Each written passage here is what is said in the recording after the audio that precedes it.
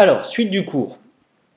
Donc, la stabilisation des fréquences. Alors, en augmentant la taille des échantillons, c'est-à-dire quand on répète un grand nombre de fois l'expérience, pour obtenir un échantillon avec une grande taille, eh bien, la fréquence d'obtention du pile, elle semble se stabiliser autour de 0,5. 0,5, c'est 50%, c'est la probabilité théorique.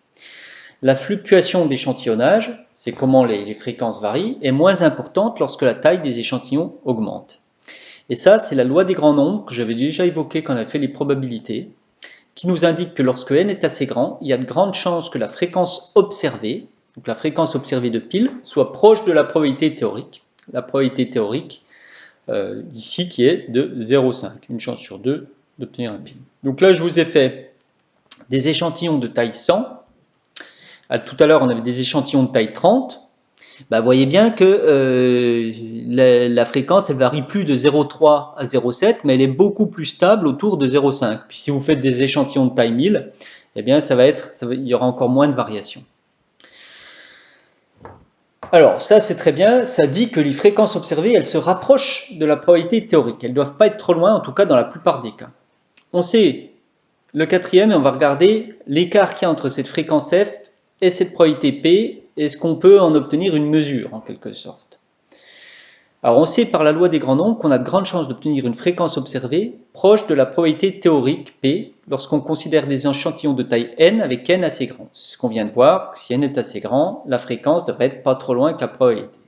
Mais pas trop loin, ça ne veut pas dire grand-chose en maths. Alors, on précise un petit peu les choses.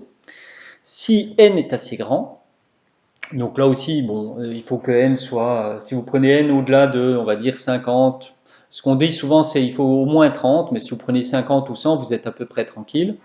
Si n est assez grand, eh bien, il y a dans plus de 95% des cas, des échantillons, ils vont donner une fréquence observée dont l'écart avec la probabilité théorique est inférieur à 1 sur racine de n.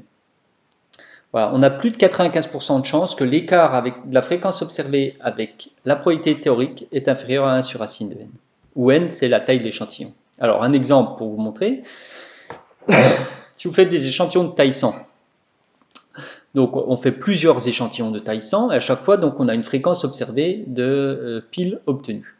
La probabilité P d'obtenir pile, elle est de 0,5, donc on peut s'attendre à ce que sur nos 100 lancés, dans les échantillons, la fréquence observée de pile, elle devrait être pas trop loin de 0,5. C'est ce qu'on voyait ici. La fréquence observée, elle n'est pas trop loin de 0,5.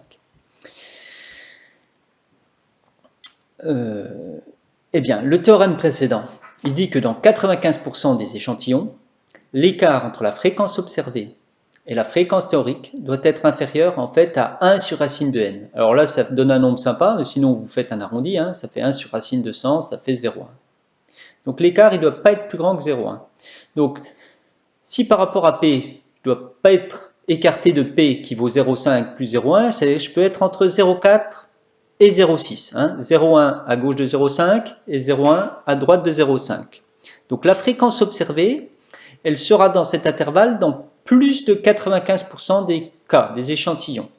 Elle n'a que 5% de chance de tomber en dehors de cet échantillon, c'est-à-dire d'être en quelque sorte une fréquence observée un petit peu bizarre. Dans la plupart des cas, on doit être proche de 0,5.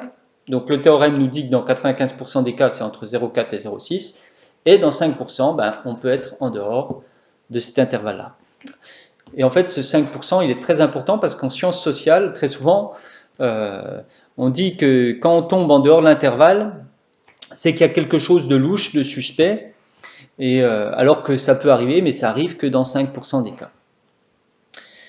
Alors vous, ce qu'on vous demandera cette année, c'est souvent de vérifier ce résultat-là en comptant, en obtenant plusieurs échantillons et en regardant parmi ces échantillons combien il y en a qui donnent une fréquence observée dont l'écart avec P est bien inférieur à 1 sur racine de n. Donc normalement, vous devez obtenir à peu près 95% qui sont en dehors, dont l'écart avec P est plus petit que 1 sur racine de n, et 5% dont l'écart avec P est supérieur à 1 sur racine de n.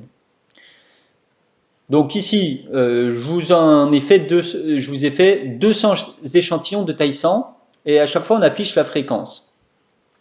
Donc voilà, chaque point, ça représente un échantillon. Par exemple, si je prends ce point-là, vous voyez, c'est un échantillon, et sa fréquence observée, elle est de 0,39.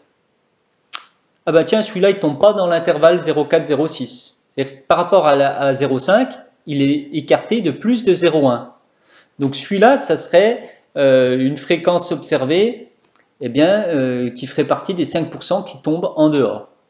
Et donc ce qu'on va vous demander cette année, c'est d'être capable de produire comme ça des échantillons et de regarder, il y en a combien qui respectent la règle des 95%, c'est-à-dire qui ont un écart avec la probabilité théorique inférieur à 1 sur racine de n. Alors là, souvent, c'est plus facile de compter ceux qui sont en dehors.